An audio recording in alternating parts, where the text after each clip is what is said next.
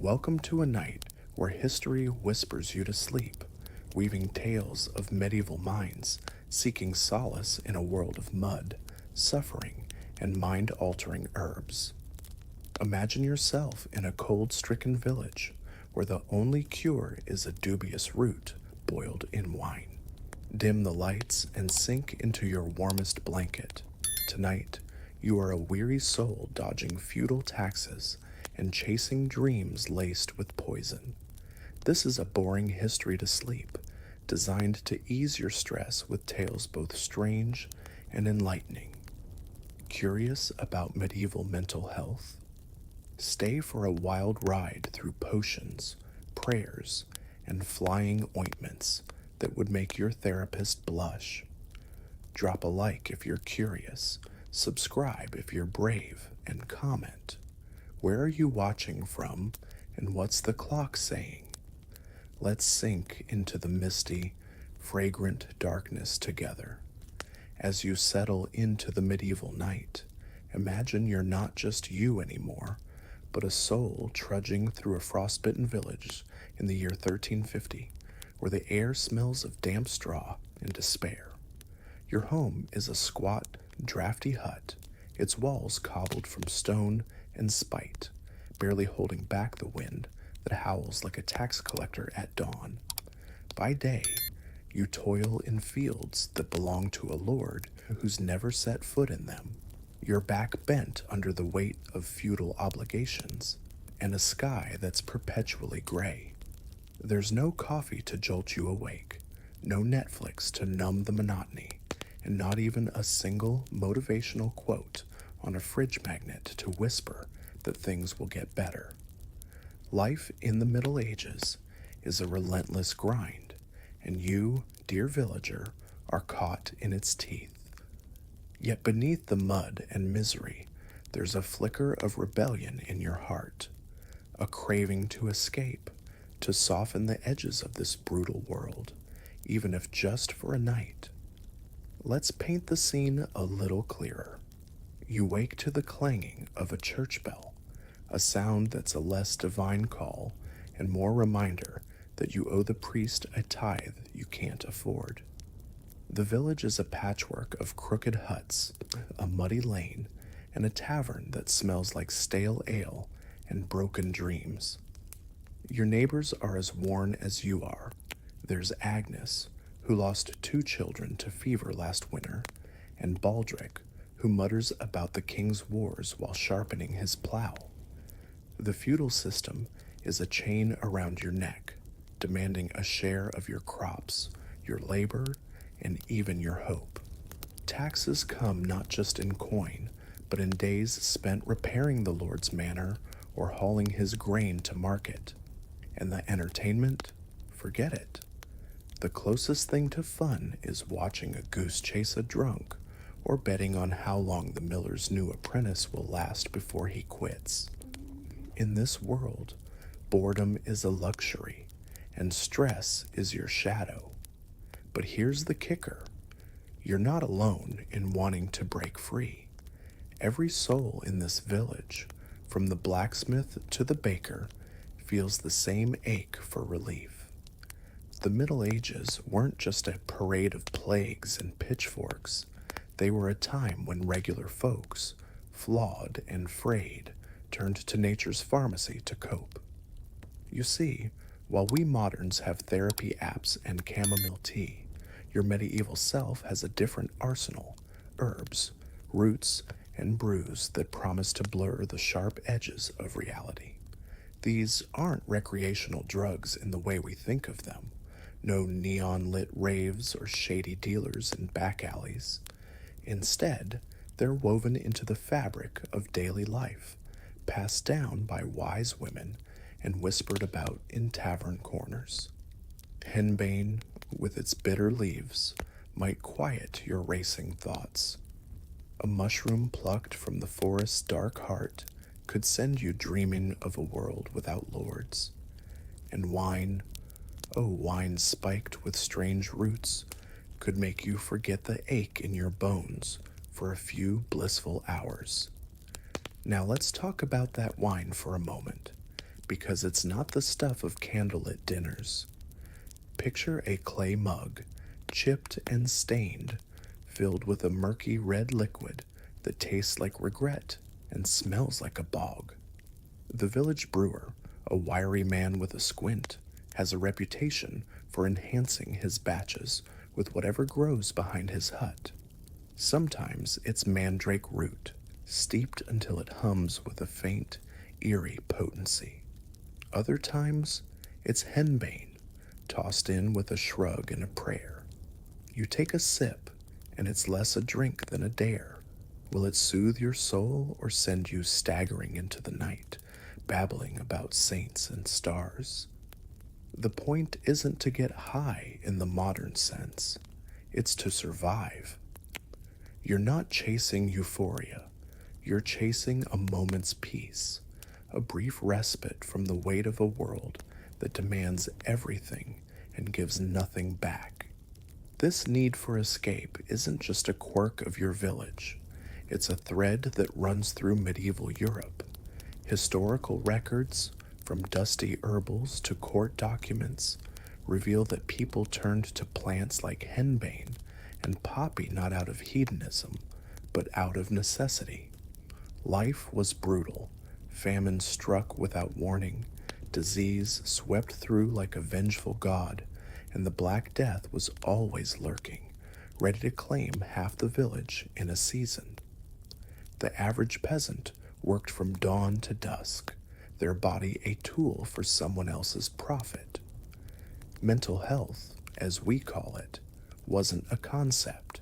There were no counselors or support groups, just the church preaching patience and the tavern offering oblivion. Yet in this harsh landscape, people found ways to cope, and their ingenuity is truly heroic. They didn't have science, but they had observation, trial, and a stubborn will to keep going. Here's where the shock creeps in, and it's not what you'd expect. The real jolt isn't that medieval folk used herbs to dull their pain. Honestly, who wouldn't? It's that these remedies were often a gamble with death. Henbane, for instance, could calm your nerves in small doses, but tip the scale just a bit, and you're not sleeping. You're hallucinating demons, or worse, not waking up at all. Medieval herbals, like those compiled by monks and healers, warn of such dangers in their spidery script, yet people took the risk. Why? Because the alternative, facing another day of grinding toil with no relief, was worse. You, sitting by your hearth, weighing a sprig of henbane in your calloused hand, aren't just seeking a buzz. You're choosing to endure, to claim a sliver of control in a world that offers none. That's not weakness, it's defiance. Let's pause to contrast this with today. We, with our smartphones and self-help books, might scoff at the idea of chewing a questionable leaf to feel better. But are we so different? Our stresses are softer. Deadlines, emails, the endless scroll of bad news. But we too seek escape, whether it's a glass of wine, a Netflix binge, or a prescription for anxiety. The medieval villagers, with no such luxuries, turned to what they had, the earth itself. Their knowledge of plants passed down through generations was a kind of alchemy, transforming despair into something bearable. We might call it primitive, but there's a raw brilliance in it, a testament to human resilience that makes you wonder if we've lost something in our sterile, sanitized world. Back in your hut, the fire crackles, casting shadows that dance like ghosts on the walls. You're not just a peasant, you're a survivor, navigating a life where every day is a battle against hunger, cold, and the Lord's whims. The herbs you use aren't a vice but a victory, a way to steal back a piece of your mind from a system designed to crush it. The village healer, a woman with eyes like flint and hands stained green, knows this. She's not just mixing potions, She's waging a quiet war against despair, and you're her ally. Every sip of that bitter brew, every whiff of smoky herbs, is a middle finger to the feudal machine, a reminder that even in the darkest times, humans find ways to endure. This resilience isn't just a footnote, it's the heartbeat of medieval life. Historians like Judith Bennett, in her work on peasant women, show how ordinary people carved out moments of agency in a world stacked against them. The use of herbs wasn't rebellion in the sword-swinging sense, but it was resistance nonetheless, a refusal to let the soul be ground down with the body. You, sipping that murky wine, are part of a long line of survivors, from the fields of England to the markets of Anatolia, who found ways to keep going. It's a humbling thought, isn't it? In a time with no therapists or hotlines, people leaned on the earth and each other to face another dawn.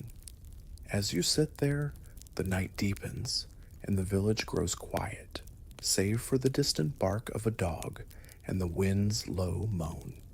The herbs, the brews, the whispered remedies, they're not just about escape. They're about survival, about claiming a moment of peace in a world that offers none.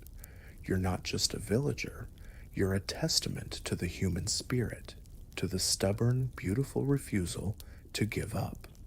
And as you drift closer to sleep, carried by the rhythm of this tale, you might feel a quiet gratitude, not just for the comforts of your modern life, but for the ancestors who, with nothing but grit and green, kept the flame of hope alive. The sun dips low over your medieval village, painting the sky a bruised purple, and you're trudging back from the fields, your hands rough as old leather and your mind buzzing with the day's burdens.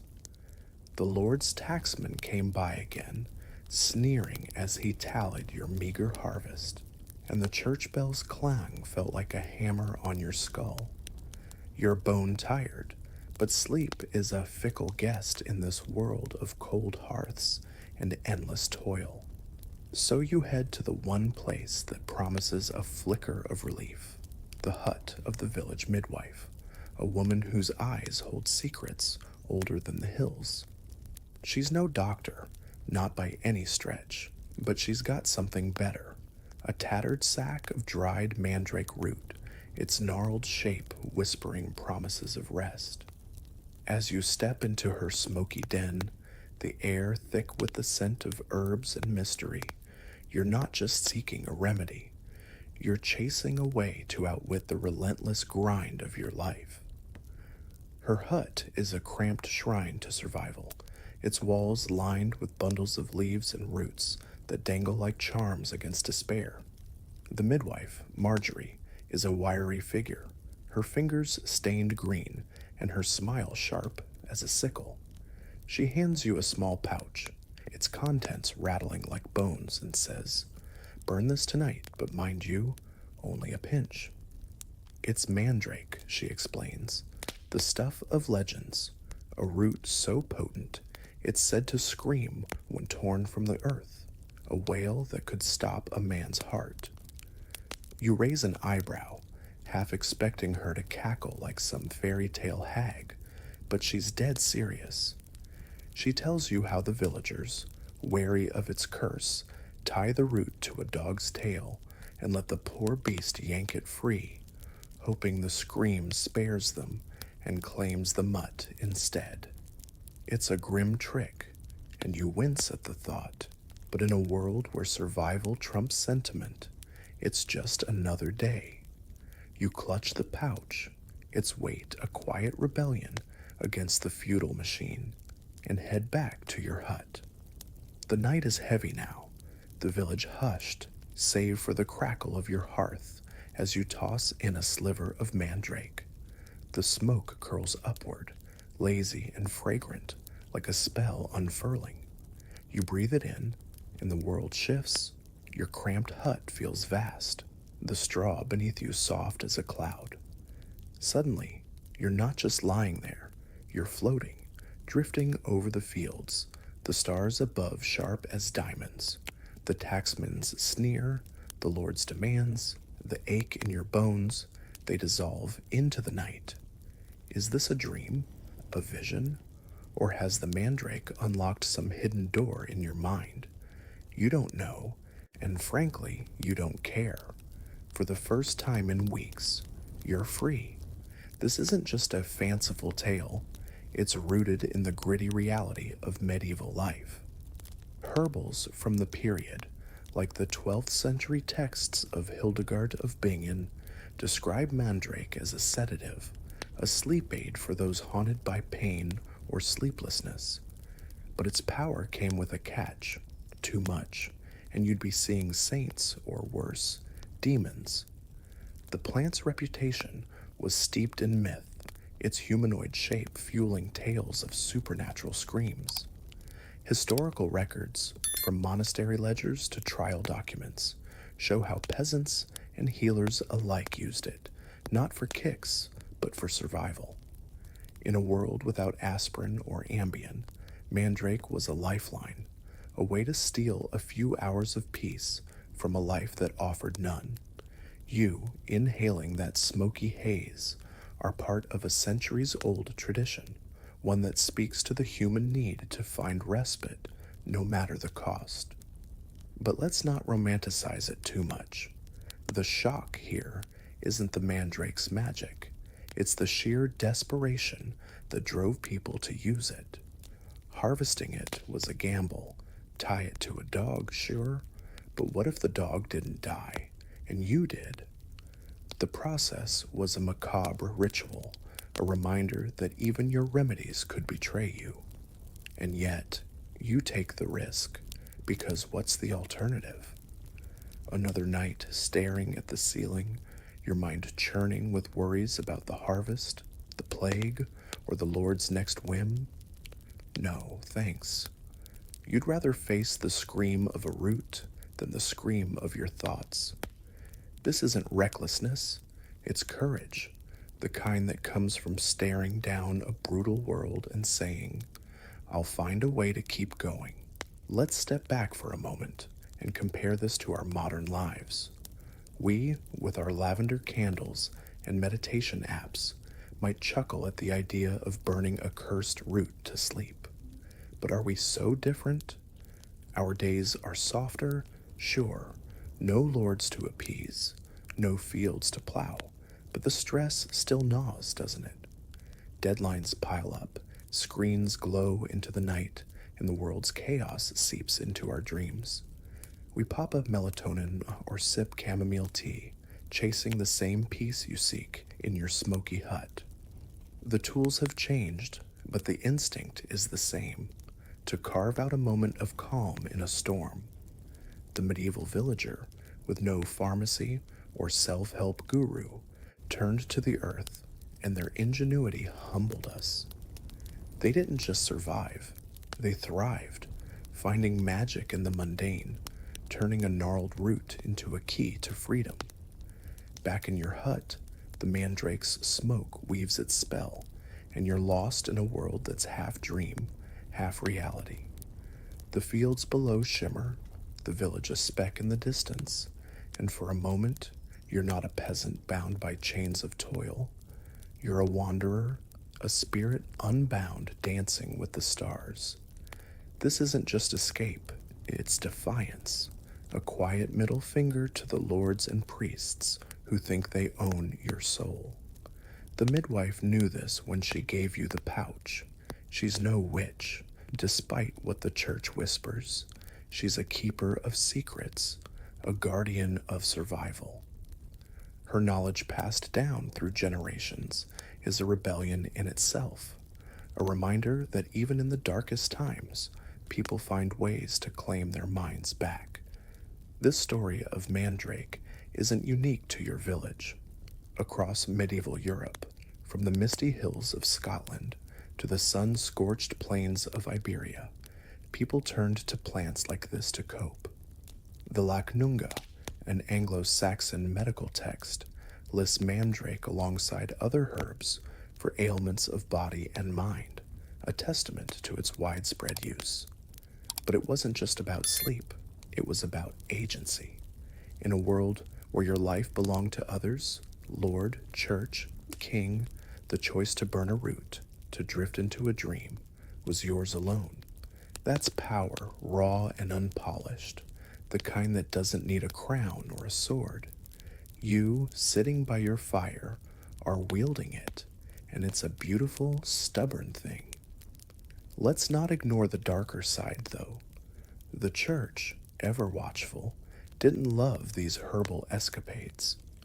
Priests preached against pagan remedies, and by the later Middle Ages, the line between healer and witch grew dangerously thin. Trial records from the 14th century show women like Marjorie facing accusations of sorcery for their knowledge, their herbs branded as devil's tools. Yet the villagers kept coming because Marjorie's pouch worked better than a sermon. You see it in her steady hands, her quiet defiance.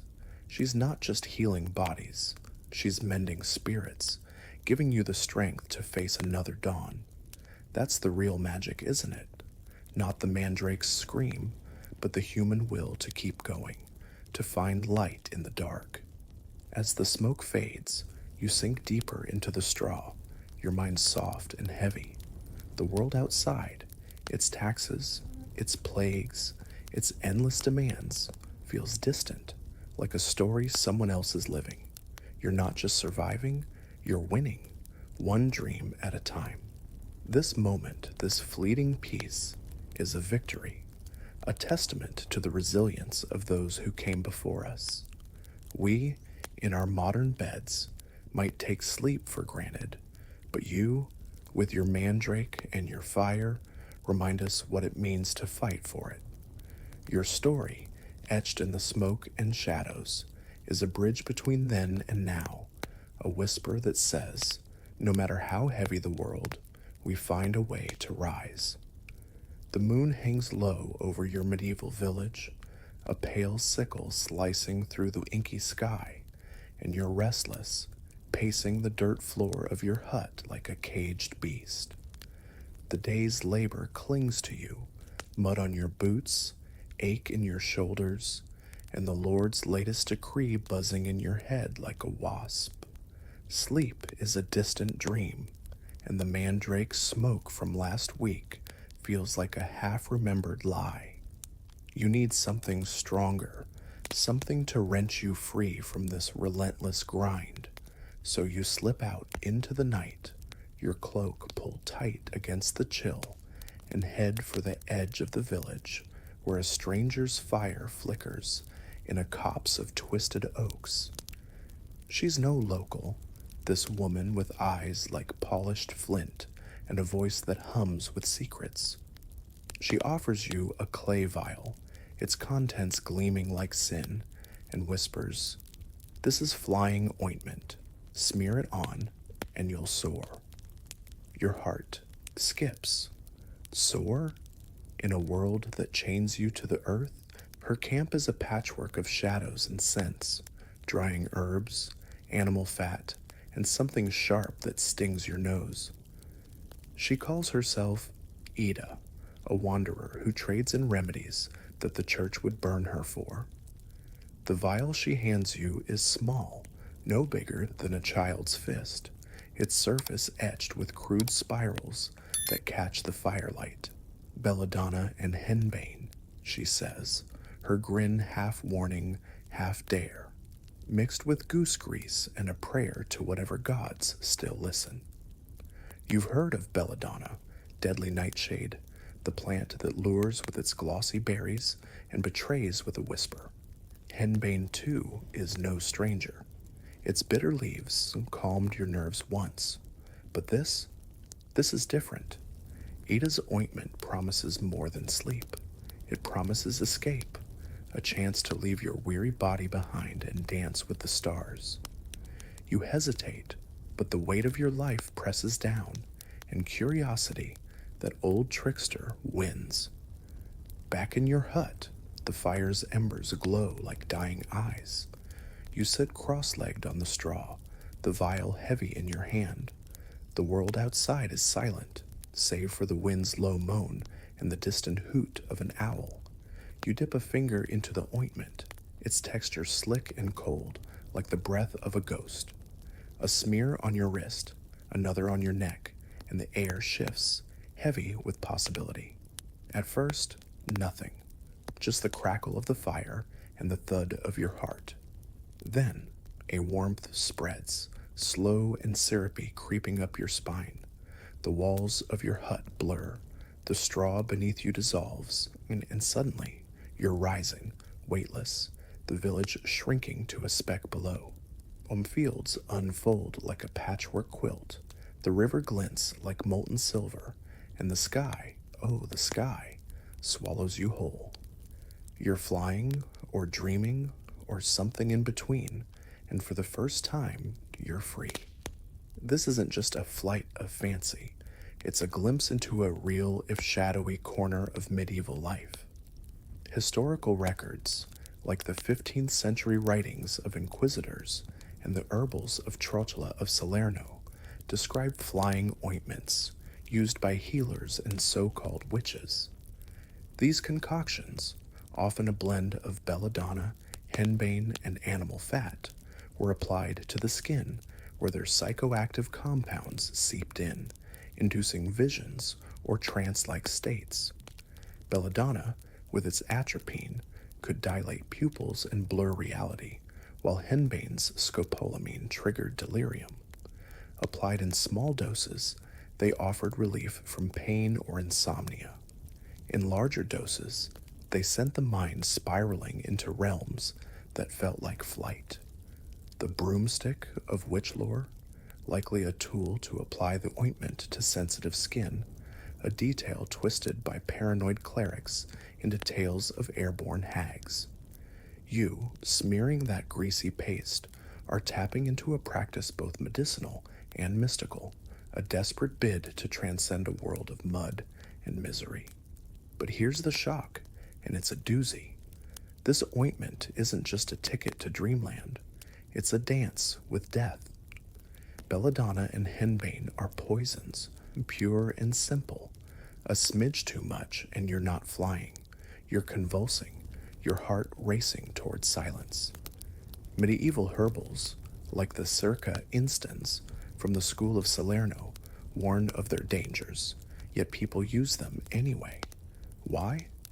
Because the alternative, another night of grinding worry, another day under the Lord's boot, was a slower kind of poison. You, sitting there with Ida's vial, aren't just chasing a high. You're gambling for your sanity, betting a moment's freedom against the risk of never waking. It's a choice that chills the blood, but it's also a testament to your grit, to the raw courage it takes to reach for relief in a world that offers none. Let's pause to draw a line from then to now. We modern folk, with our sleeping pills and therapy sessions, might smirk at the idea of slathering on a toxic goo to cope. But are we so far removed? Our stresses, work, bills, the endless hum of bad news, drive us to our remedies, from wine to Xanax, each with its risks. The medieval villager, with no pharmacy or hotline, turned to the earth's darker gifts, and their boldness humbled us. They didn't have clinical trials or warning labels, just trial and error, and yet they persisted, finding ways to soothe their minds when the world screamed for their surrender. We, tossing in our beds, owe them a nod, not just for surviving, but for teaching us that even in the bleakest times, there's power in reaching for hope, however dangerous the path. Back in your hut, the ointment's spell deepens. You're soaring now, the wind a lover's caress, the stars close enough to touch. The village, with its petty cruelties and endless demands, is a distant memory. You see shapes in the dark, figures that might be saints, spirits, or just the ghosts of your fears. The line between dream and reality blurs, and you don't care. This is freedom, raw and reckless, a middle finger to the lords and priests who think they own your soul. Ada knew this when she handed you the vial. She's no sorceress despite the whispers. She's a rebel, slipping you a key to a door the church would rather keep locked. Her knowledge, born of generations who dared to defy, is a quiet revolution, and you're part of it. This practice wasn't confined to your village. Across medieval Europe, from the forests of Germany to the cliffs of Cornwall, healers and outcasts wielded these ointments, their recipes recorded in coded herbals and whispered in secret. The Malleus Maleficarum, a 15th century witch hunting manual, rails against such women, branding their remedies as the devil's work. Yet the people kept coming because the ointments worked, not as magic, but as medicine, easing pain and quieting minds when sermons failed. You see it in Ida's steady gaze, her hands deft as she mixes her brews. She's not just healing, she's fighting, giving you the strength to face another dawn. That's the real sorcery, not flight, but resilience, the stubborn will to keep going when the world wants you broken. The ointment's grip tightens, and you're lost in a kaleidoscope of visions, forests that sing, rivers that laugh, skies that pulse with light. It's beautiful, terrifying, and utterly yours. This isn't just escape, it's defiance, a claim to a piece of your mind that no lord or priest can touch. The church might call it sin, but you call it survival, a way to steal back your spirit from a system that grinds it down. Historians like Carlo Ginzburg, in his work on medieval folklore, show how these practices were less about witchcraft and more about agency, ordinary people seizing control in a world that offered none. Yo, lost in your flight, are their heir, a testament to the human need to rise, even when the ground pulls you down. As the visions fade, you sink back into the straw, your heart slowing, your mind soft as mist. The hut is quiet, the fire a mere glow, but you're different, lighter somehow, as if the ointment burned away a piece of your despair. You're not just a peasant, you're a warrior, armed with nothing but a vial and a will to endure. We, in our modern beds, might take our sleep aids for granted, but you remind us what it means to fight for peace. Your story, etched in the shadows of that night, is a bridge between then and now, a whisper that says, no matter how dark the world, we find a way to soar. The night is thick with silence, your medieval village a cluster of shadows under a starless sky, but your mind is a restless beast clawing at the edges of sleep. The weight of the day, plowing fields, dodging the Lord's taxmen, and swallowing the priest's sermons, sits heavy on your chest. You've tried mandrake and danced with flying ointments, but tonight you're drawn to something different, something that hums with a stranger's promise. A traveler's tale has reached your ears of a far-off place where mystics breathe smoke to touch the divine. So you slip away, your boots crunching on frost, to a caravan camp beyond the village, where a Sufi wanderer offers a ritual that's less about escape and more about transcendence. As you step into the glow of his fire, the air heavy with resin and mystery, you're not just a peasant anymore, you're a seeker, chasing a spark of the eternal in a world that grinds you to dust. The camp is a world apart, a patchwork of rugs and lanterns that flicker like wayward stars. The Sufi, a man named Idris, with a beard like spun silver and eyes that see through time, welcomes you with a nod.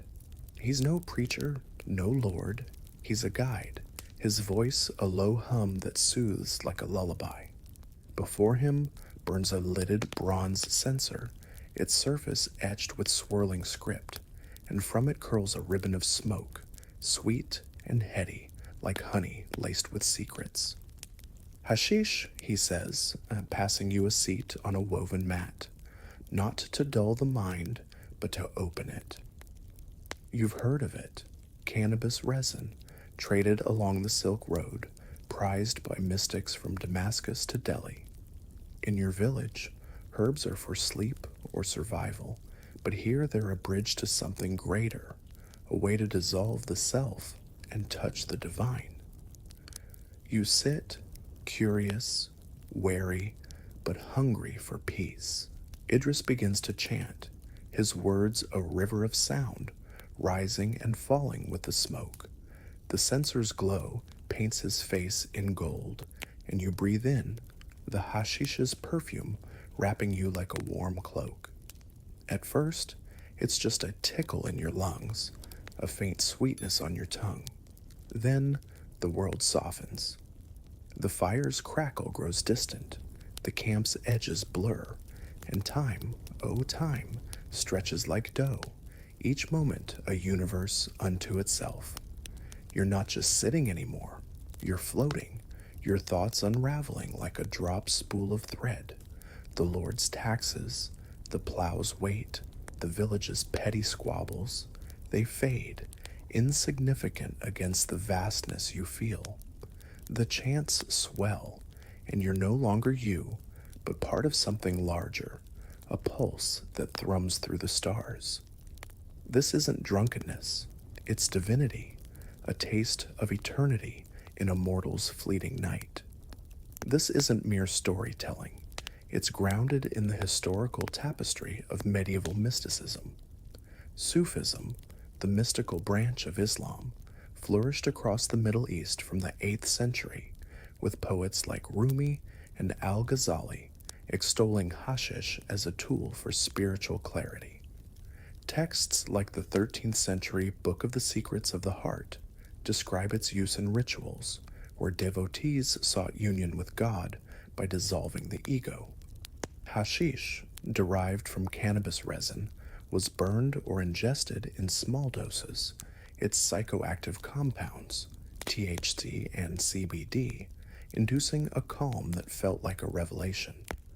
Unlike the recreational use we might imagine, this was sacred, a disciplined practice guided by masters like Idris. You, breathing that smoke, are part of a tradition that stretched from Baghdad's mosques to the caravans of Anatolia, where seekers use the plant to quiet the mind and hear the divine's whisper. But here's the shock, and it's a subtle one, cloaked in the ritual's serenity. This isn't just about touching God, it's about defying the world's chains. In your village, the church dictates your soul's path, its priests preaching submission while pocketing tithes. Here, with Idris, you're bypassing their rules, seeking truth not in Latin chants, but in a puff of resinous smokes. That's radical, even dangerous. Historical records, like the accounts of 13th century travelers such as Ibn Battuta, note how Sufi mystics were often viewed with suspicion by Orthodox clerics, their rituals branded as heretical. Yet you're drawn to it because it works, not as escape, but as empowerment. The hashish doesn't dull your pain, it reframes it, showing you a world where your struggles are but a speck in the cosmic dance.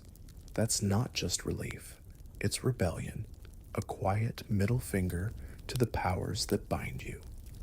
Let's draw a thread to our modern lives. We, with our yoga retreats and mindfulness apps, might roll our eyes at the idea of smoke and resin to find peace. But are we so different? Our days are a blur of deadlines, notifications, and the low hum of existential dread. We meditate, sip herbal tea, or scroll through guided breathing exercises, chasing the same clarity you seek in that smoky camp. The Sufis, with no science to guide them, leaned on intuition and tradition, crafting rituals that soothed the soul in ways we're only now rediscovering. Studies today, like those in the Journal of Psychopharmacology 2020, suggest cannabis can reduce anxiety in controlled settings, echoing what Idris knew centuries ago.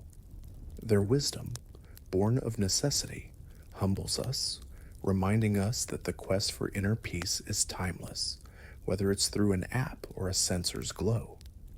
Back in the camp, the chants deepen and the hashish works its magic.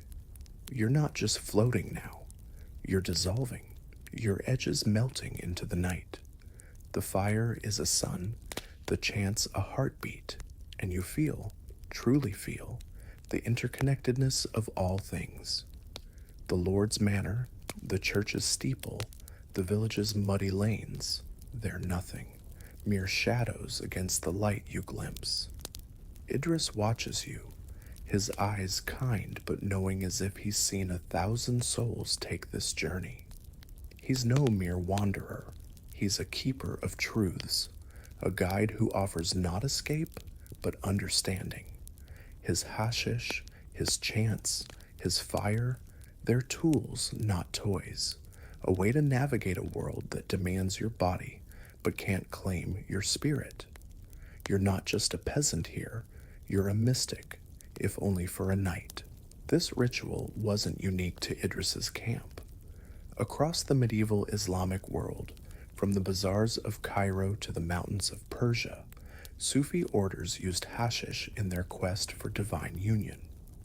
The 12th century poet Attar wrote of the green path to God, a nod to cannabis's role in mysticism. But it wasn't limited to Islam. Christian monasteries burned incense that, as historian John Riddle notes, sometimes contained psychoactive resins, softening the edges of long vigils. You see it in the haze of Idris's center, in the way his chants weave a spell that's both ancient and universal. This is no party drug. It's a sacrament, a way to claim a piece of eternity in a life that offers little else. You, lost in that smoke, are part of a lineage of seekers, from mystics to monks who found solace in the sacred. The church back home wouldn't approve, of course. Your village priest, with his sour face and ink-stained robes, would call this heresy, his sermons thundering against pagan rites. Historical records, like the 14th century decrees of the Mamluk sultans, show crackdowns on Sufi practices, their hashish branded as a gateway to sin. But the people kept coming because Idris's fire offered what the church couldn't, a taste of peace that didn't demand your submission. You feel it now, the freedom in letting go, the power in choosing your path to the divine. That's the real miracle, not the smoke, but the courage to seek it, to defy a world that wants you small and silent. As the chants fade, you sink back into yourself. The camp's glow dimming, the night cool against your skin. You're grounded again, but changed, lighter, as if the hashish burned away a piece of your fear. The village waits, with its lords and its labors, but you carry a secret now, a spark of the eternal that no one can take. We, in our modern beds, might dismiss such rituals as quaint, but you remind us what it means to seek meaning in a chaotic world. Your story, woven in smoke and song, is a bridge between then and now, a whisper that says, no matter how heavy the chains, we find a way to rise. The night wraps your medieval village in a shroud of frost, the stars above sharp as knives, but sleep is a thief that slipped through your fingers again. Your hut, with its sagging roof and smoky hearth, feels more like a cage than a home, the weight of the day's labor, hauling grain, dodging the Lord's bailiff, and swallowing the priest's droning guilt, crushing your spirit. You've tried mandrake, danced with flying ointments, and even breathed the sacred smoke of a Sufi's censer, but tonight Your restless mind craves something new, something wild. A rumor's been swirling through the village, carried by a grizzled merchant who smells of dust and danger. Honey from the mountains, so potent it can turn your thoughts to colors and your fears to laughter. So you slip out, your cloak flapping like a broken wing, and head to the tavern's back room where this stranger peddles his wares. As you step into the flickering glow, the air thick with ale and intrigue, you're not just a peasant, you're a gambler, betting on a spoonful of madness to save your soul. The tavern's back room is a den of whispers and shadows, its walls stained with soot and secrets. The merchant, a wiry man named Torvald, with a scar like a crescent moon across his cheek, eyes you like a hawk sizing up a mouse. On the table before him sits a clay jar, its surface glazed to a dull sheen, filled with a honey that glows amber in the candlelight. Mad honey, he calls it, his voice a gravelly lure, from the cliffs of Anatolia, where bees feast on flowers that'd make a saint weep. You've heard tales of this stuff, rhododendron nectar, laced with grayanotoxins, a natural poison that hums with power.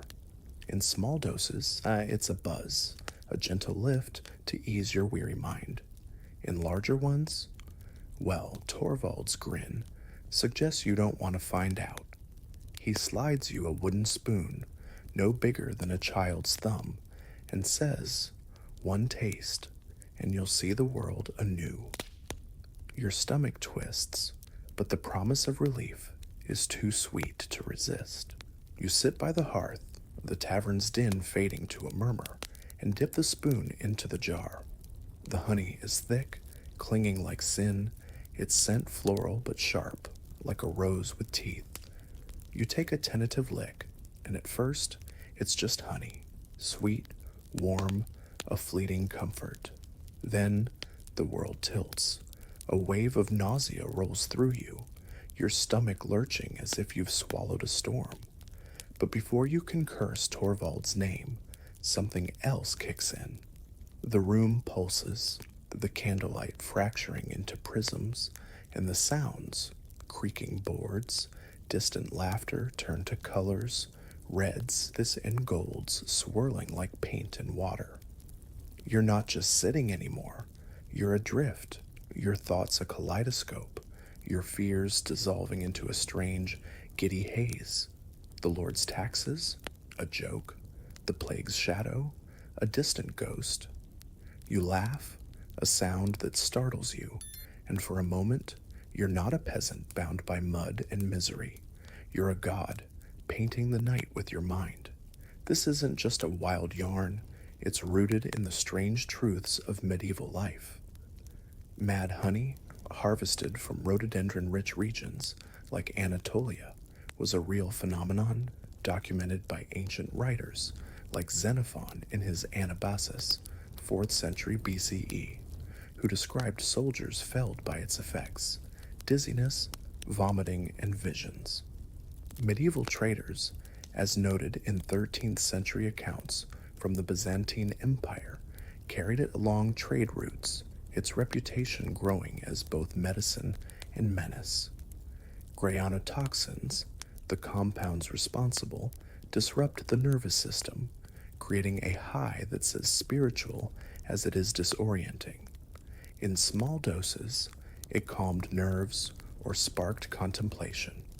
In larger ones, it could slow your heart or send you into a delirium that felt like a brush with the divine.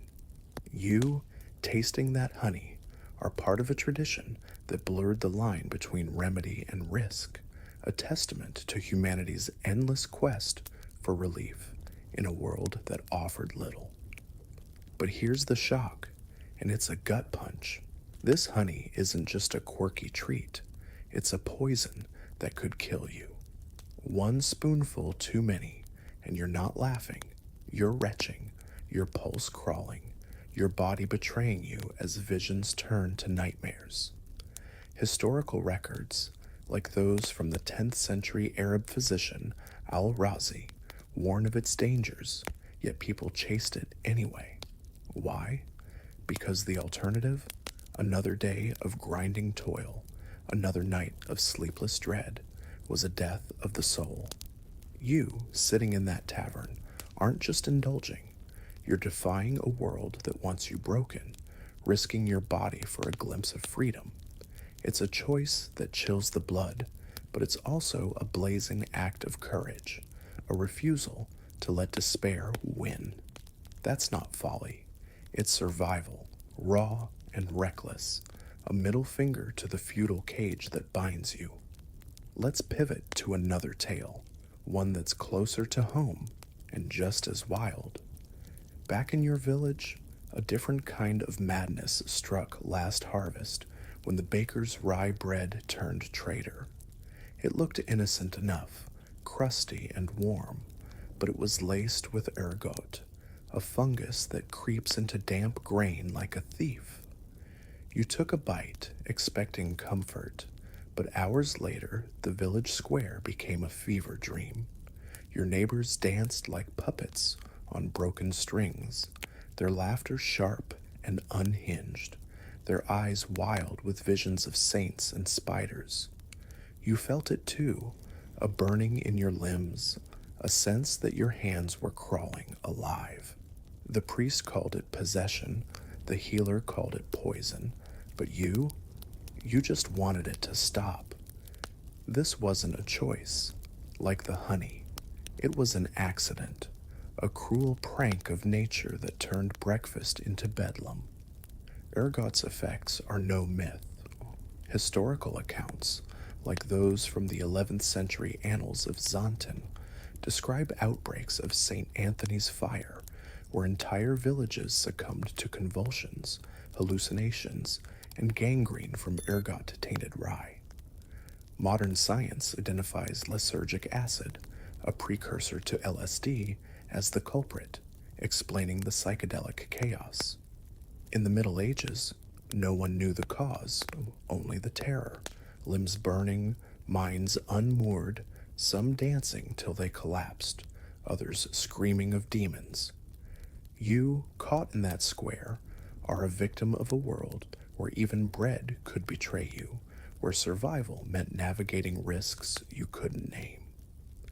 Yet the village endured, leaning on healers who tried to counter the poison with herbs and prayers, their knowledge a flickering light in the dark. Now let's draw a line to today. We, with our regulated food and warning labels, might scoff at the idea of eating toxic bread or sipping poisoned honey. But are we so far removed? Our stresses, work, screens, the endless churn of bad news, push us to our escapes, from caffeine to cocktails, each with its fine print. The medieval peasant, with no FDA or Google, faced a world where danger hid in every bite. Yet they persisted, their ingenuity a masterclass in resilience. Studies today, like those in The Lancet, 2019, explore how natural compounds like cannabis or psychedelics can ease anxiety, echoing what Torvald's honey and the baker's bread accidentally taught. Their world, brutal and unyielding, forged a toughness we can only admire, a reminder that survival is an art, not a given. Back in the tavern, the honey's spell lingers, your laughter softening to a hum.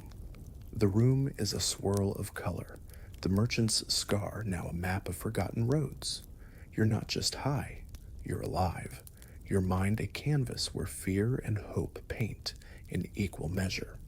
Torvald watches, his grin knowing, as if he's seen 100 souls take this ride. He's no mere trader, he's a gatekeeper, offering not just honey, but a glimpse of what lies beyond the grind. The ergot, though, haunts you, a reminder that even in your village, madness can strike without warning. The baker, shamed by the priest, still needs his dough, but the healer's watching now, her herbs a shield against the next betrayal. You're caught between these worlds, choice and chance, rebellion and ruin. This wasn't unique to your village. Across medieval Europe, from the Black Sea to the Baltic, mad honey and ergot-shaped lives, their stories etched in trade logs and chronicles. The 12th century physician Maimonides warned of toxic honey, while monks recorded ergot's ravages in their grim annals. Yet people kept eating and kept seeking because the alternative, surrender, was unthinkable. You see it in Torvald's jar, in the baker's oven, a stubborn will to find joy, to steal a moment of wonder from a world that offers none. That's not just survival, it's defiance, a refusal to let the earth's tricks break you. The honey's glow fades, and you slump against the tavern wall, your mind settling like dust after a storm. The village waits, with its fields and its fears, but you're different now, bolder, perhaps, or just weary enough to laugh at the absurdity of it all. We, in our modern beds, might dismiss such risks as madness, but you remind us what it means to live on the edge, to find light in the darkest corners. Your story, sticky with honey and sharp with poison, is a bridge between then and now, a whisper that says, no matter how cruel the world is, we find a way to dream. The night is a heavy blanket over your medieval village, the kind that smothers more than it warms, and you're wide awake, your mind a tangle of worries, taxes, blight, the neighbor's cough that sounds too much like the plague, the mandrake smoke, the flying ointment, even the mad honey. They've all helped, but only for a moment, and now your head's pounding, a dull ache that feels like the Lord's boot on your soul. You've had enough of half measures, so you pull your cloak tight and slip through the moonless dark to the edge of the village, where a low hut squats like a toad under the willows. Inside lives Gunora, the healer, a woman whose name is whispered with both reverence and dread. She's no witch, not really, but the church eyes her like she's brewing sin in her cauldron. As you knock on her creaking door, the air thick with the scent of earth and herbs, you're not just seeking relief. You're betting on a woman who knows more than the priests and pays for it in whispers. Gunora's hut is a cave of wonders, its walls draped with dried nettles and roots that twist like forgotten promises. The firelight dances, casting shadows that flicker like ghosts, and there she stands, small, wiry, her hands stained green and her eyes sharp enough to cut through lies.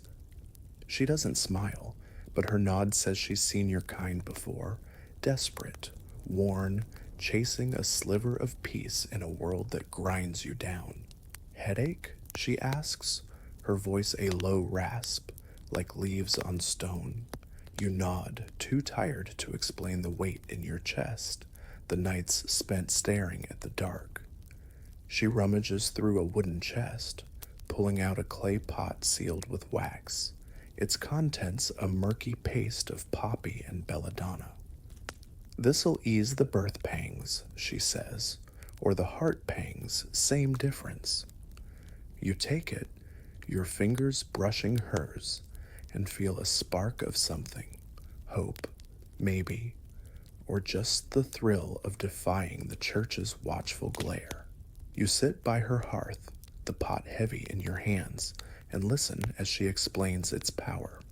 Poppy, she says, is for pain. It is milky sap, a gift from the earth to quiet both body and mind. Belladonna, though, is trickier, one drop too many, and you're not sleeping but seeing devils. She mixes them with a mortar and pestle, her movements precise, like a scribe penning a sacred text. You're struck by her knowledge, this woman who can't read a word of Latin, yet knows the secrets of plants that monks and scholars fumble to grasp. She tells you to steep the paste in wine, Just a pinch and drink it slowly. It'll hush the world, she promises, and you believe her because Ganora's the only one in this village who's never lied to you. As you sip the bitter brew, the fire's warmth seeping into your bones, you feel the ache begin to fade, your thoughts softening like wax in the sun. This isn't just a story. It's a window into the real world of medieval healers, women like Gunora, who were the backbone of their communities. Historical records, like the 12th century Trocula texts from Salerno, show women practicing medicine with herbs like poppy and belladonna, easing childbirth, fevers, and the nameless dread of daily life. Poppy, rich in opium, was a staple for pain relief, while belladonna's atropine could calm spasms or induce a twilight sleep. These women didn't have degrees or titles, but their knowledge passed down through generations was a lifeline in a world where doctors were rare and often useless. You, clutching that pot, are part of a tradition that saved lives when the church offered only prayers and the Lord offered only demands. But here's the shock, and it's a dagger in the dark. Gunora's power makes her a target. The church, with its incense and Latin, doesn't trust a woman who heals without their blessing. By the 14th century, as trial records from places like Toulouse reveal, healers were increasingly branded as witches, their herbs called sorcery, their wisdom a threat. The Malleus Maleficarum, 1486, would later codify this fear, painting women like Gunora as devil's pawns. Why? Because she doesn't need their books or their god to mend a broken soul. You see it in the way the priest glares when she passes, his sermons dripping with warnings about ungodly women. She's not casting spells. She's saving you, but to the church, that's the same as rebellion. You, sipping her brew, are complicit in her defiance, a quiet act of treason against a system that wants you both meek and mute. Let's step into our modern shoes for a moment. We, with our pharmacies and therapists, might chuckle at the idea of trusting a village healer with a pot of poison. But are we so different? Our stresses, deadlines, screens, the endless hum of anxiety drive us to pills and prescriptions, each with its side effects. The medieval healer, with no lab or license, relied on intuition and experience, crafting remedies that worked when nothing else did.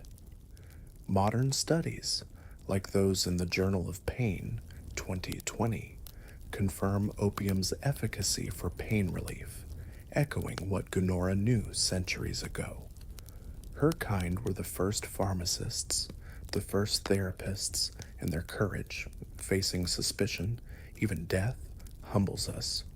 We, tossing in our beds, owe them gratitude for paving the way, for proving that knowledge, not dogma, is the true healer. Back in Gunora's hut, the wine works its magic, your headache melting like frost in the morning sun. The world feels softer, the Lord's demands a distant hum, the priest's threats a fading echo. You look at her, this woman who carries the weight of a village's hopes, and see not just a healer but a warrior. She's no witch, despite the whispers. She's a keeper of truths, her herbs a rebellion against a world that demands submission. You feel it too, don't you? The strength in choosing her over the church, in trusting her hands over their prayers. That's power, raw and unpolished, the kind that doesn't need a crown or a cross. You're not just drinking her brew, you're joining her fight, claiming a piece of your mind back from those who'd steal it. This wasn't just Gunora's story. Across medieval Europe, from the moors of England to the markets of Provence, women like her were the unsung heroes of their communities. The Regimen Sanitatis Salernitanum, a 13th century medical text, lists recipes for poppy and belladonna, crediting women healers for their expertise. But as the Middle Ages wore on, the Church's grip tightened, and by the 15th century, thousands faced trials for their knowledge, their lives burned away with their herbs. Yet the people kept coming, because Gonora's remedies worked where sermons failed. You see it in her steady hands, her quiet defiance. She's not just healing bodies, she's mending spirits, giving you the strength to face another dawn. The brew takes hold, and you sink into the straw, your mind a gentle sea, lapping at the shores of sleep. The hut is quiet, the fire a mere glow, but you're different now, calmer, stronger, as if Gonora's paste burned away a piece of your fear. You're not just a peasant, you're a survivor, armed with nothing but a sip of defiance and a will to endure. We, in our modern beds, might take our pills for granted, but you remind us what it means to fight for peace in a world that offers none. Your story, steeped in the scent of herbs and courage, is a bridge between then and now, a whisper that says, no matter how heavy the world, we find a way to heal. The night has settled over your medieval village like a heavy cloak, the kind that promises warmth but delivers only weight. Your hut, with its sagging thatch and smoky hearth, is a fragile shield against the cold, but it's your mind that's truly restless, churning with the day's burdens, fields to plow, taxes to pay, and the ever-present fear of blight or fever. The mandrake, the flying ointment, the mad honey, they've all offered fleeting relief, but tonight you're not chasing visions or divine whispers. You want something simpler, something as familiar as the creak of your door or the hum of your neighbor's snores. So you rummage through a wooden box under your straw bed where your family's secrets lie, a bundle of dried henbane leaves, a vial of poppy-tinged wine, a pinch of herbs your mother swore by. As you light the hearth and set a pot to simmer, the air filling with a bitter, earthy scent, you're not just a peasant, you're a keeper of traditions, brewing a quiet rebellion against a world that wants you broken. Your hut is no apothecary, but it's a treasury of survival, every corner stuffed with the wisdom of those who came before. The henbane, its leaves brittle as old parchment, was your grandmother's remedy for sleepless nights, passed down with a warning to use it sparingly. The poppy wine, a murky gift from your aunt, was her cure for the ache of loss after her husband fell to the Lord's wars. These aren't drugs, not in the way we might think, with neon clubs and shady deals. They're medicine, plain and simple, as essential as bread or prayer. You crush the henbane with a stone, its dust rising like a ghost, and sprinkle it into a pot of water, watching it swirl like a storm in miniature. The fire crackles, the steam rises, and you breathe in, the bitterness sharp but familiar, like a friend who tells hard truths. This is your family's legacy, a patchwork of brews and secrets that keep the darkness at bay. As the tea steeps, you think of the village, of the countless others who, like you, turn to these remedies not for thrills, but for survival. Old Agnes worsens her grief with a nightly sip of poppy wine, her eyes softer for it. Young Wat slips his crying babe a drop of henbane tea to hush her wails. Even the miller, gruff and surly, keeps a stash of dried herbs behind his sacks of flour, swearing they ease the pain of his gnarled hands. No one calls this getting high. That's a modern conceit, too flippant for the gravity of your world. Here, it's about sleeping soundly, dreaming sweetly, or just making it through another day without screaming at the sky. You sip the tea, its heat small defiance against the cold, and feel your thoughts loosen, the Lord's demands fading like smoke on the wind. This isn't escape, it's endurance, a way to claim a corner of your mind from a life that demands it all. This isn't just your story, it's woven into the fabric of medieval life, as real as the mud on your boots. Historical texts, like the 11th century Lacnunga and the Herbal of Pseudo Apuleius, brim with recipes for henbane tea and poppy elixirs used to soothe everything from toothaches to heartbreak. These weren't the work of scholars, but of ordinary folk, mothers, midwives, farmers, who learned the earth's secrets through trial and error. Henbane, with its scopolamine, could calm a racing heart or quiet a child's cries, while poppy's opium dulled pain and ushered in sleep. These remedies were as common as stew, found in every household from the hills of Tuscany to the moors of Yorkshire. You, stirring your pot, are part of a vast, unspoken network, a community of survivors who turned plants into lifelines when the world offered none. But here's the shock, and it's a sly one, creeping up like a thief in the night. These remedies, so ordinary, were a quiet act of rebellion. The church, with its towering cathedrals and Latin chants, didn't approve of your little pot of tea. By the 13th century, as records from ecclesiastical courts show, priests were sniffing out pagan practices, suspicious of any cure that didn't come with a prayer. To them, your henbane was a whisper of the devil, your poppy wine a sip of sin. Never mind that their monasteries grew the same herbs, their monks brewing tonics under the guise of God's will. You, a peasant with no Latin to your name, are defying their rules every time you light that fire, every time you sip that brew. It's not just about sleep, it's about power, about claiming a piece of your soul from those who chain it to their altars. Let's pause to draw a thread to our modern lives. We, with our chamomile tea and melatonin gummies, might smirk at the idea of brewing henbane to sleep. But are we so different? Our days are a tangle of emails, traffic, and the low hum of anxiety, and we reach for our remedies to cope. The medieval peasant, with no pharmacy or app, turned to the earth, their knowledge a hard-won gift, passed down through generations.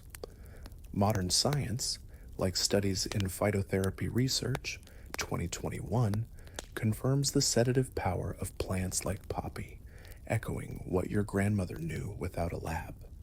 Their worlds, brutal and unforgiving, forced them to be alchemists of survival, and their resilience humbles us. We, tossing in our beds, owe them a nod for showing us that peace, however small, is worth fighting for no matter the tools. Back in your hut, the tea works its magic, your body sinking into the straw, your mind softening like clay in warm hands. The fire's glow paints the walls with dreams, and you see flashes of your life, not the Lord's manor or the priest's steeple, but the small moments, your mother's smile as she taught you the herbs, your sister's laugh as she poured the wine. These remedies aren't just about sleep, they're about memory, about carrying your family's strength through the dark. The village is full of such stories, every hut a pharmacy, every hearth a laboratory. The baker's wife, who steeps nettle for her husband's aches. The shepherd burns sage to ward off nightmares. You're not alone in this. You're part of a chorus, a quiet rebellion sung in whispers and steam. This wasn't unique to your corner of the world. Across medieval Europe, from the fjords of Norway to the vineyards of Provence, Households kept their recipes, their own secrets. The 12th century Physica of Hildegard of Bingen lists dozens of plants for ailments of body and soul, crediting the wisdom of common folk who knew them best. But as the Middle Ages darkened, the Church's suspicion grew, and by the 14th century, as trial records from places like York reveal, these practices were branded as heresy. Yet the people kept brewing, because the herbs worked where prayers often failed. You see it in the way your mother taught you to measure the henbane, her hands steady as stone. She wasn't just healing, she was resisting, passing down a legacy of defiance disguised as tea. The tea's warmth spreads, and you feel the world slip away. The Lord's taxes a distant hum, the priest's threats a fading echo. You're not just drinking a remedy, you're honoring a tradition, a lineage of survivors who found light in the darkest times. Your hut, small and mean, is a fortress now, its walls holding back the chaos of the world. We, in our modern beds, might take our sleep aids for granted, but you remind us what it means to fight for peace. Your story, steeped in the scent of herbs and resilience, is a bridge between then and now, a whisper that says, no matter how heavy the world, we find a way to endure, one sip at a time. The night has woven its spell over your medieval village, a tapestry of frost and shadow that clings to your weary bones. You're back in your hut now, sprawled on a lumpy straw mattress, the hearth's dying embers casting flickers of gold across the walls. The world outside is hushed, save for the wind's mournful sigh and the distant bark of a dog. But your mind, oh, your mind, is a canvas painted with the night's adventures. You've sipped murky wine laced with roots, smeared strange ointments that sent you soaring, tasted honey that turned sound to color, and sat by a healer's fire, her herbs aureate defiance against a cruel world. As you lie here, the air still tinged with the bitter scent of henbane tea, you're not just a peasant anymore, you're a survivor, a rebel in a threadbare cloak, stealing moments of peace from a life that demands your everything. The stars beyond your roof feel closer tonight, don't they? Your hut, with its crooked beams and smoky air, is no palace, but it's a fortress of sorts, a place where you've learned to wield the earth's gifts against the grind of feudal life. The mandrake smoke that sent you drifting over moonlit fields, the flying ointment that blurred the line between dream and sky, the hashish that dissolved your fears in a Sufi's chant. They're not just remedies, they're weapons, forged in the quiet rebellion of ordinary folk. You think of the village, of Agnes nursing her grief with poppy wine, of Wat hushing his babe with a drop of henbane, of Gonora mixing her pastes under the church's suspicious glare. These aren't the acts of thrill-seekers or sinners. They're the work of people like you, clawing back a sliver of sanity in a world that offers none. The fire pops, a spark leaping like a tiny star, and you smile because tonight you've won, a small victory, but yours. Let's linger here, in the glow of your hearth, and take stock of what you've carried through the dark. The mandrake, with its whispered curse of screams, wasn't just a root, it was a key to dreams, a way to slip the chains of toil for a few hours.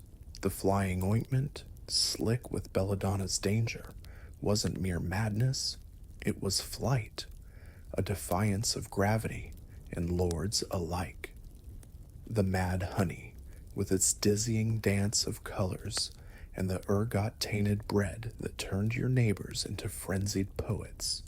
They weren't accidents, but glimpses of a world beyond the plow. And Gonora's herbs, Her poppy and belladonna were no witchcraft, despite the priest's mutterings. They were wisdom, hard won and fiercely guarded. Each remedy, each sip or smear was a middle finger to the feudal machine, a claim to your mind when everything else was taken. This isn't just your story. It's etched in the historical bones of medieval Europe, where ordinary people turned to the earth to survive. Texts like the 12th century Physica by Hildegard of Bingen and the Lachnunga brim with recipes for henbane, poppy, and more, not as luxuries but as necessities. These weren't the toys of nobles or the spells of witches. They were the tools of peasants, midwives, and mothers, passed down in whispers and woven into daily life. The 13th century herbals of Salerno document how these plants eased pain, hushed cries, and softened grief, while court records reveal the church's growing unease, branding such knowledge as heresy. You, brewing your tea, are part of a vast, quiet rebellion, a network of souls who refused to let despair win, who found light in the earth's dark gifts. But here's the shock, and it's a quiet one, like a blade slipping through silk. This rebellion wasn't loud or bloody, but it was dangerous all the same. Every time you lit that fire, sipped that wine, or burned that herb, you were defying a system that wanted you docile. The church, with its Latin and its crosses, saw your remedies as a threat, not because they were magic, but because they worked. By the 14th century, as trial records from places like Rouen show, women who knew too much faced accusations of witchcraft, and their hearths turned to evidence of sin.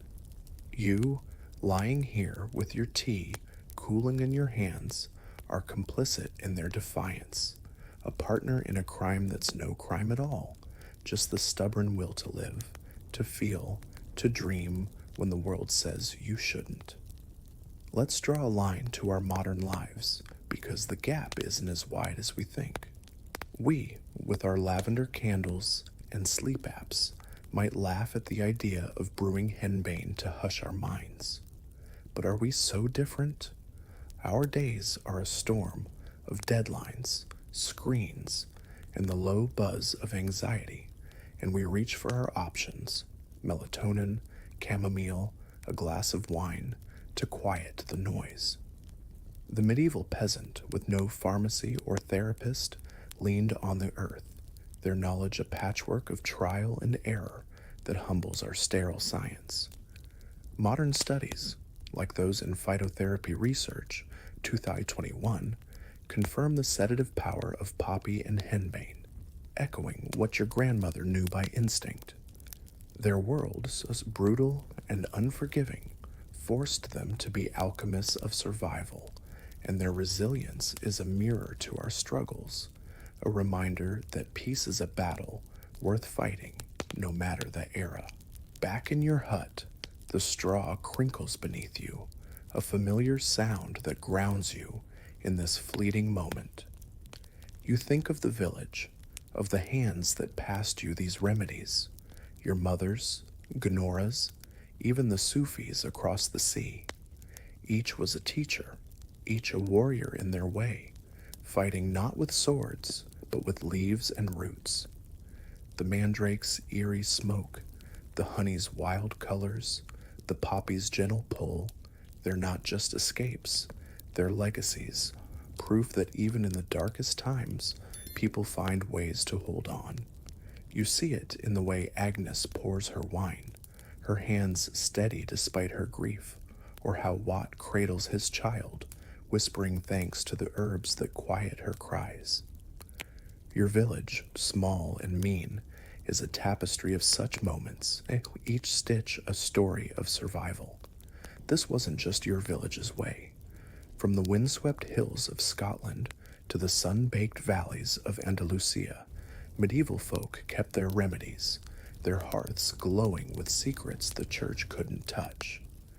The 11th century Bald's Leech Book lists concoctions for sleeplessness and pain, crediting the wisdom of common folk who knew the land better than any monk.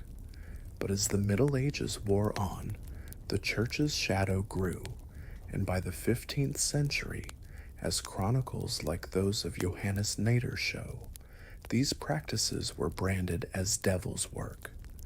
Yet the people kept brewing, because the herbs worked where prayers faltered. You feel it now, the weight of their courage in your hands, the tea's warmth a testament to their refusal to break. The night deepens, and you sink into the straw, your mind softer now, the world's edges blurred. The Lord's demands, the priest's sermons, the fear of tomorrow. They're distant, like a storm on the horizon. You're not just surviving, you're thriving, if only for this moment, your heart lighter than it's been in weeks. The remedies you've tried, the stories you've lived, they're not just about sleep, they're about power, about claiming a piece of your soul from a world that wants it all.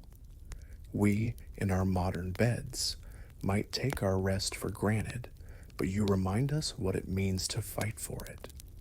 Your story, steeped in the scent of herbs and defiance, is a bridge between then and now, a whisper that says, no matter how heavy the world, we find a way to dream. As you drift closer to sleep, the fire's glow fades, but its warmth lingers, a reminder of the resilience you carry. The village, with its mud and misery, waits beyond your door, but here, at this moment, you're free. The next part of our journey will take us beyond these walls, to empires and hairstyles that shaped history. But for now, let the night hold you. Close your eyes, let the stories settle, and know that you're not alone. Your ancestors, with their herbs and their hearts, are with you, their legacy a lullaby for your restless soul. As the medieval village fades into the haze of night, its hearths dim and its herbal brews cool in clay pots, the story of ordinary souls battling despair with roots and smoke lingers like a half-remembered dream. Those peasants, with their henbane teas and mad honey, weren't just surviving. They were alchemists of the spirit, turning the earth's bitter gifts into moments of peace in a world that offered none. Now the lens widens, pulling back from the muddy lanes and flickering fires to a grander stage. Empires that rose and fell, cultures that clashed and mingled, and symbols like hair that spoke louder than words. This is no longer the tale of a single hut, but of a world where resilience and ingenuity shaped history, from the conquests of Cyrus the Great to the braided rebellions of enslaved Africans. Yet even in this broader tapestry, the thread remains the same: humanity's stubborn will to endure, to find meaning in the chaos, whether through a sip of poppy wine or a crown forged in intolerance. The Middle Ages, often painted as a grim slog of plagues and pitchforks, were far more than a monochrome misery. Beneath the surface of feudal grind, people crafted lives of quiet defiance, their remedies a testament to creativity born of necessity. The villager steeping henbane wasn't so different from the mystic burning hashish, or the healer mixing belladonna. They were all chasing the same thing, a way to soften the edges of a brutal reality. This wasn't escapism for its own sake. It was survival, a refusal to let the soul be crushed by the weight of lords and taxes or disease. Historical texts, like the 12th century Physica of Hildegard of Bingen, reveal a world where ordinary folk wielded the earth's secrets with a precision that shames our modern pharmacies. Their knowledge passed down through whispers and hearths was a kind of magic, of the stuff of fairy tales, but the hard-won kind that kept hope alive when the world seemed determined to snuff it out. But let's not linger too long in the village's smoky haze. The story of mental health in the Middle Ages, with its herbs and rituals, is but one thread in a larger weave, one that stretches across continents and centuries. The same impulse that drove a peasant to sip poppy wine fueled the ambitions of Cyrus the Great, who built an empire not with swords alone, but with a radical idea: tolerance. His Achaemenid Empire, sprawling from the Aegean to the Indus, wasn't just a conquest, it was a masterclass in governance, a blueprint for holding a fractured world together. And then there's the hair. Oh, the hair, a canvas of identity and defiance, from the gilded wigs of Egyptian elites to the cornrows that mapped escape routes for enslaved Africans. These stories, as different as they seem, are bound by a common truth: humanity's knack for turning adversity into art, whether it's a brew, a policy, or a braid. Here's the shock, and it's a sly one, slipping through the cracks of history like a thief. The same church that condemned the villagers' herbs as witchcraft often grew those very plants in its monastery gardens, brewing tonics under the guise of divine will. The 13th century herbal of Pseudo Apuleius, copied by monks, lists henbane and poppy alongside prayers, a quiet hypocrisy that reveals the era's contradictions. The church preached submission, yet its ranks leaned on the earth's gifts to ease their vigils. This double standard wasn't just irony, it was power, a way to control who could heal and who could dream. The peasant, the mystic, the healer, they were rebels not because they sought escape, but because they dared to claim it without permission. That defiance, subtle as a whisper, echoes through the ages, from village hearths to imperial courts, a reminder that resilience is often a quiet act of treason. Now let's draw a line to our modern world, because the gap isn't as vast as we'd like to think. We, with our therapists and sleep aids, might smirk at the peasant's henbane or the Sufi's hashish, but our struggles mirror theirs: stress that gnaws, nights that won't relent, a world that demands too much. We pop pills, sip tea, or scroll through apps, chasing the same peace they sought in their smoky huts. Modern science, like studies in the Journal of Ethnopharmacology, 2020, confirms the sedative power of medieval herbs, a nod to the wisdom of those who had no labs, but plenty of grit. Their ingenuity, born of a world without safety nets, humbles us. They didn't just survive, they thrived, turning despair into defiance, a lesson we carry in our restless nights, grateful for the comforts they never knew but fought to earn. This broader view of history isn't just about facts, it's about stories, each one a spark in the dark. Cyrus the Great, whose empire was a mosaic of cultures, didn't just conquer, he listened, letting conquered peoples keep their gods and ways, a radical act in a world that prized domination. His story, recorded in the Nabonidus Chronicle and Herodotus's histories, is a testament to leadership that heals rather than harms, a contrast to the feudal lords who squeezed your village dry. And the hair, Egyptian wigs, Roman curls, African cornrows, wasn't just adornment, it was a language, speaking of status, rebellion, and survival.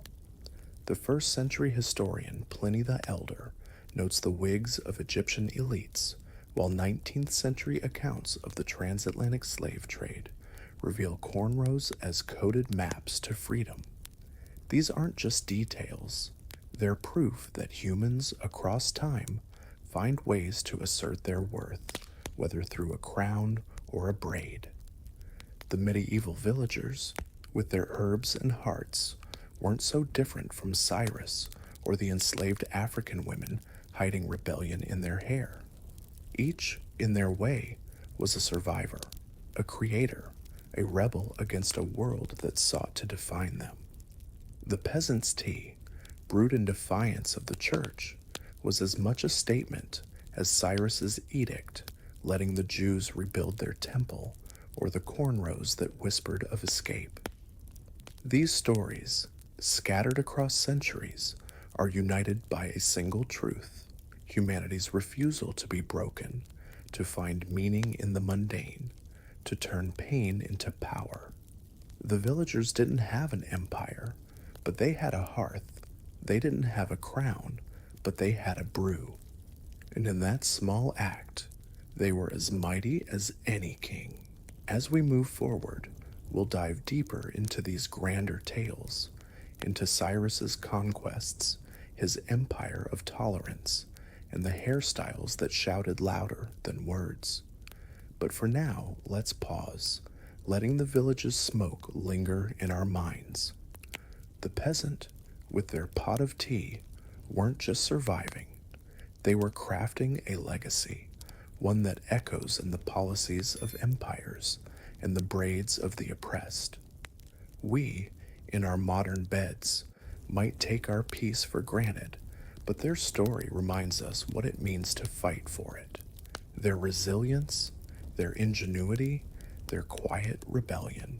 These are the threads that weave history's tapestry, a reminder that no matter how dark the night, humanity finds a way to shine. In the fading glow of a medieval village, where peasants brewed defiance in pots of henbane and poppy, history's spotlight shifts to a figure who turned conquest into an art form not of destruction, but of diplomacy. Cyrus the Great, a name that echoes through the ages like a well-aimed arrow, didn't just build an empire. He redefined what it meant to rule. Born in the dusty hills of Persia around 600 BCE, he rose from a minor kingdom to forge the Achaemenid Empire, a sprawling mosaic stretching from the Aegean Sea to the Indus River. But here's the twist.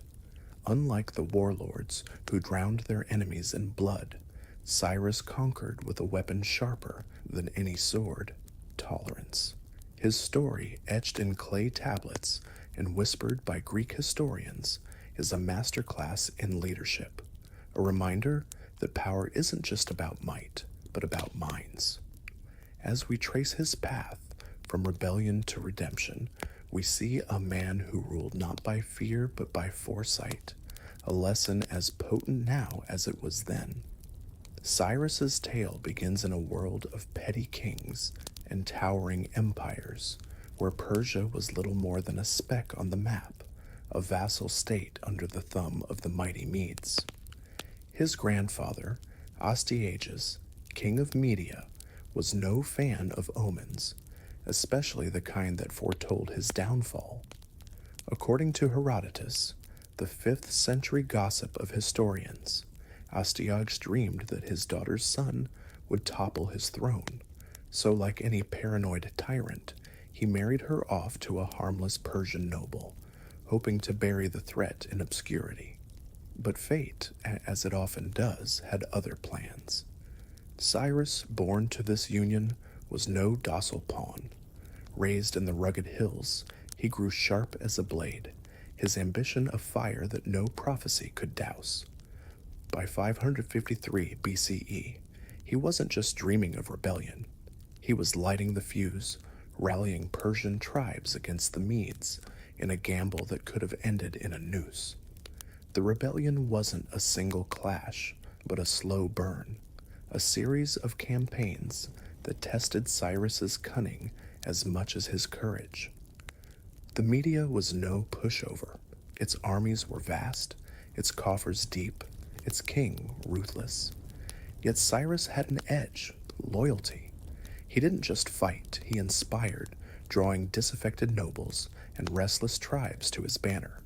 Herodotus tells of a 3-year slog, battles fought in dust and desperation, until Cyrus's forces cornered the Medes. The turning point? A betrayal from within, as a Median general, weary of Astyages' tyranny, handed Cyrus the keys to the kingdom. By 550 BCE, Media fell, and Cyrus, barely 30, was no longer a rebel but a king. It's the kind of underdog story that makes you want to cheer, or at least smirk at Astyages' bad luck. But Cyrus wasn't done. This was just the warm-up. Next came Lydia, a kingdom dripping with gold and arrogance, ruled by Croesus, a man who thought wealth could buy invincibility. Croesus, flush with a coin from his fabled mines, marched against Cyrus expecting an easy win. Big mistake. Cyrus, ever the strategist, didn't just meet him in battle, he outsmarted him. Herodotus spins a tale of Cyrus using camels, yes, camels, to spook Lydia's cavalry, their unfamiliar stench sending horses into a panic. It's a move so absurd it's brilliant, like winning a war with a bad smell. By 546 BCE, Cyrus besieged Sardis, Lydia's glittering capital, and took it in weeks. Croesus, captured but not killed, was reportedly spared, even befriended, a move that raised eyebrows then and now. Why? Because Cyrus wasn't just collecting crowns, he was collecting allies, sowing seeds for an empire that didn't just conquer, but endured. The real shock, though, comes with Babylon, the jewel of the ancient world, a city of towering ziggurats and impregnable walls. In 539 BCE, Cyrus set his sights on it, facing a king, Nabonidus, who was more priest than warrior and despised by his people. Most conquerors would have battered the gates, leaving a trail of blood, not Cyrus. According to the Nabonidus Chronicle and Herodotus, he walked into Babylon without a fight, the gates flung open by a city weary of its ruler. Was it a negotiation? Betrayal? A bit of both? Whatever the trick, Cyrus entered as a liberator, not a destroyer, respecting the city's temples and gods. The Cyrus cylinder, a clay relic from the time, boasts of his mercy, proclaiming him a restorer of order. It's a PR move so slick it'd make modern spin doctors jealous, but it worked. Babylon didn't just fall, it welcomed him. This wasn't just luck, it was strategy, a kind of radical empathy that set Cyrus apart. Unlike the Assyrians, who ruled by terror, or the Babylonians, who leaned on divine pomp, Cyrus let his subjects keep their gods, their customs, and their lives. The Cyrus cylinder details how he restored temples and freed captives, earning loyalty where others bred rebellion.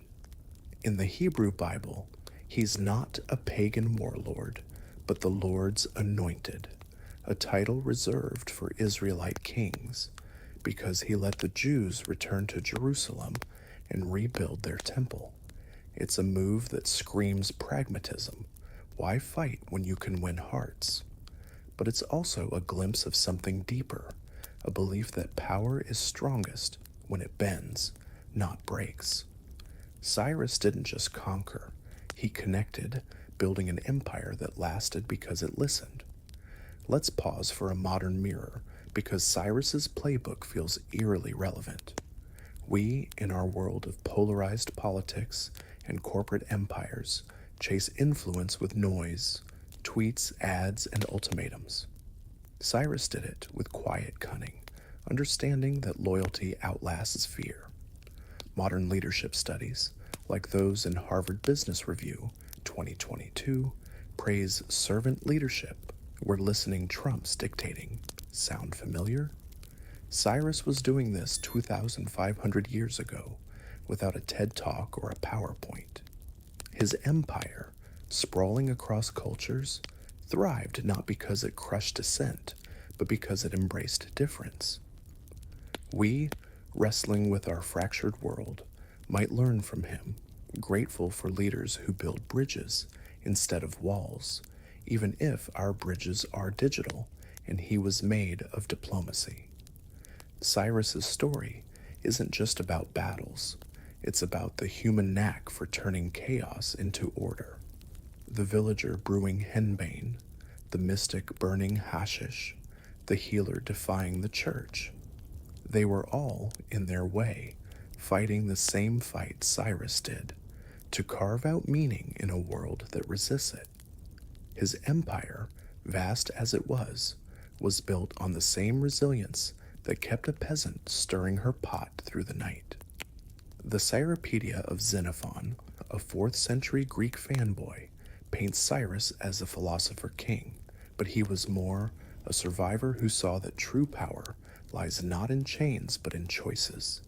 His conquests, from Media to Babylon, weren't just military, they were mental, a rewiring of how empires could work.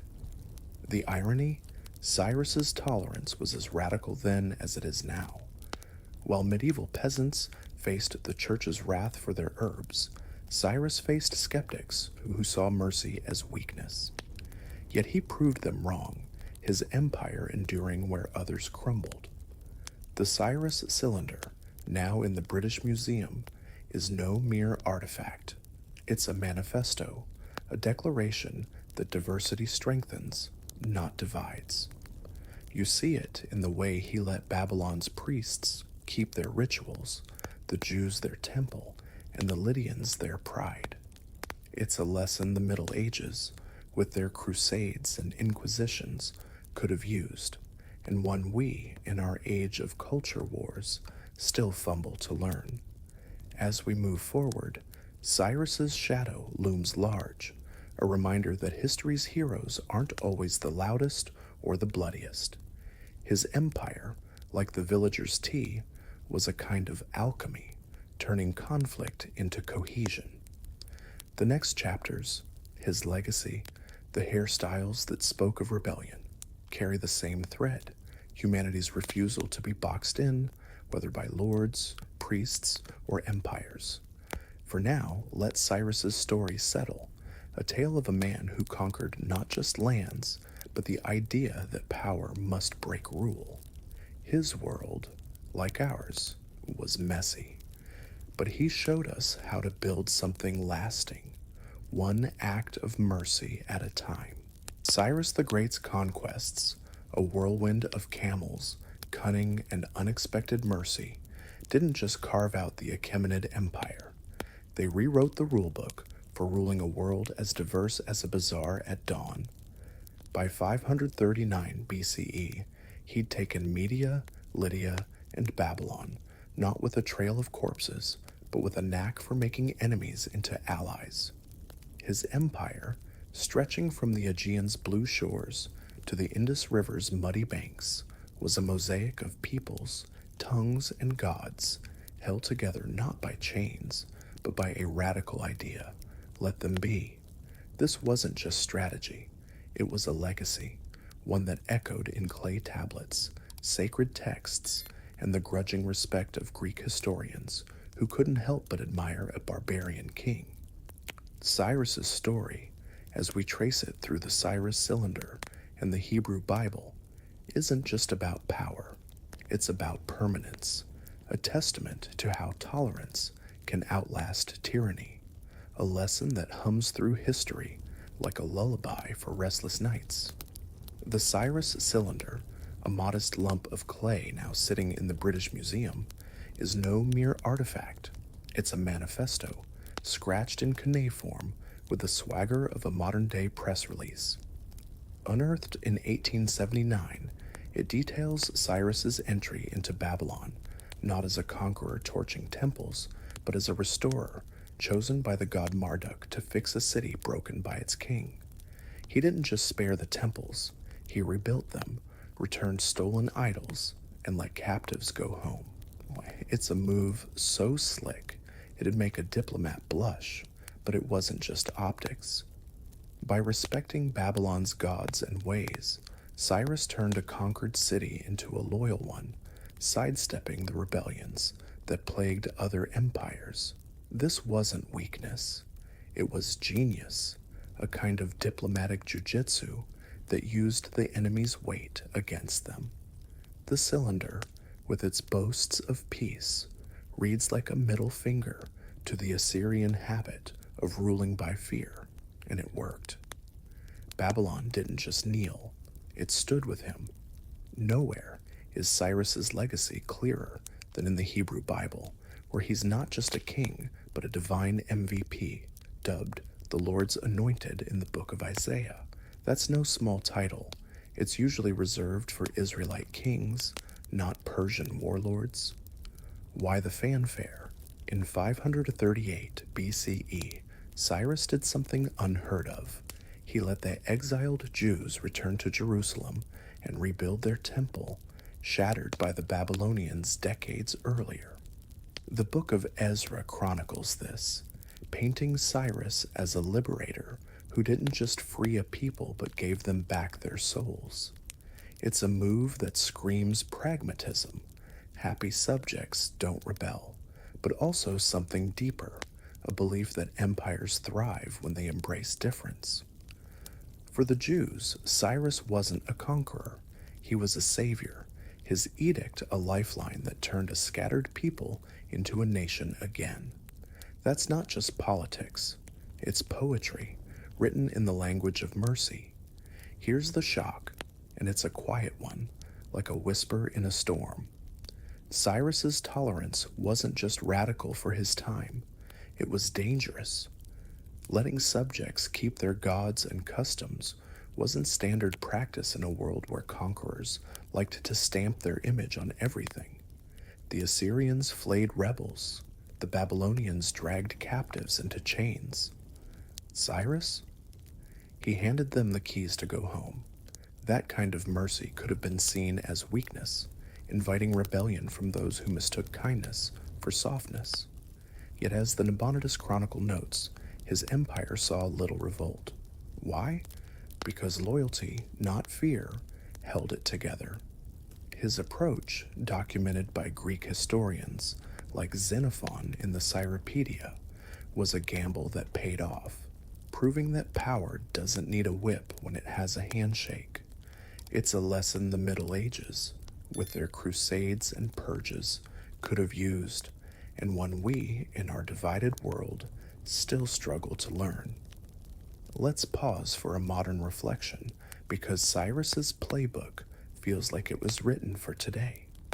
We live in a world of culture clashes and zero-sum politics, where difference often sparks conflict. Cyrus, from 2,500 years ago, showed that embracing diversity isn't just noble, it's smart.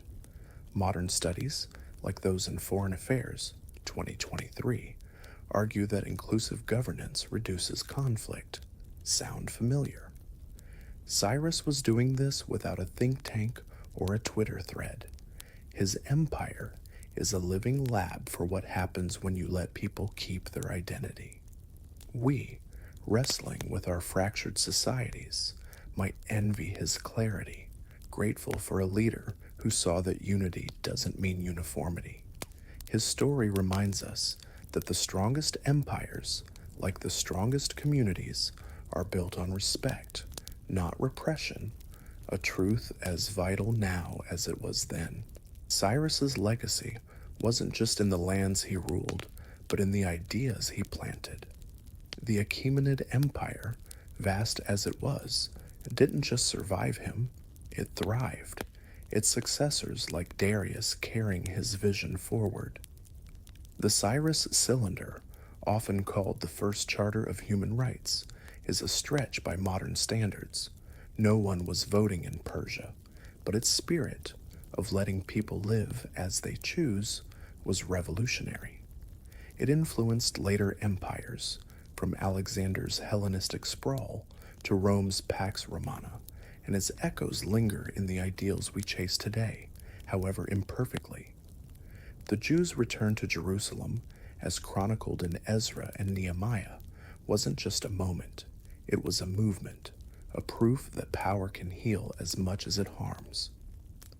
Cyrus didn't just build an empire, he built a blueprint, one that history keeps revisiting. The irony? Cyrus's tolerance was as much a weapon as his armies. By letting Babylon's priests keep their rituals and the Jews their temple, he disarmed rebellion before it could spark. Xenophon's Cyropedia paints him as a philosopher king, but he was more, a pragmatist who knew that a happy subject is a loyal one. This wasn't altruism, it was strategy, a way to keep an empire sprawling across 3 continents from fracturing. The medieval villagers we met earlier, brewing their herbs in defiance of the church, were distant kin to Cyrus, their small acts of rebellion mirroring his grand ones. Both understood that power isn't just taken, it's earned through trust, not terror. That's a lesson the Middle Ages, with their witch hunts and holy wars, often forgot, and one we, in our age of polarization, keep stumbling over. As we look ahead to the final chapter, hairstyles that spoke of status and resistance, Cyrus's shadow looms large. His empire, like the villager's tea or the slave's braid, was a testament to humanity's knack for turning adversity into art. He didn't just conquer, he created, weaving a world where difference was a strength, not a threat. For now, let his story settle, a tale of a man who ruled not by breaking, but by building, whose mercy was as mighty as his sword.